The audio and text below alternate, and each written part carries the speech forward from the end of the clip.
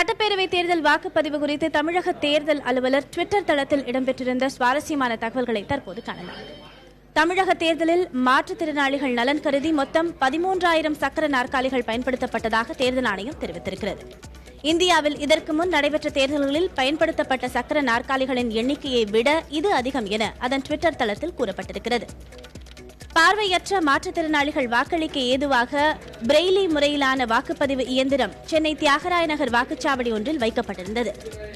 சென்னை பெரம்பூர் தொகுதியில் வாக்களிக்க குழந்தைகளுடன் வருபவர்கள் வசதிக்காக தற்காலிக குழந்தைகள் காப்பகம் அமைக்கப்பட்டிருந்தது.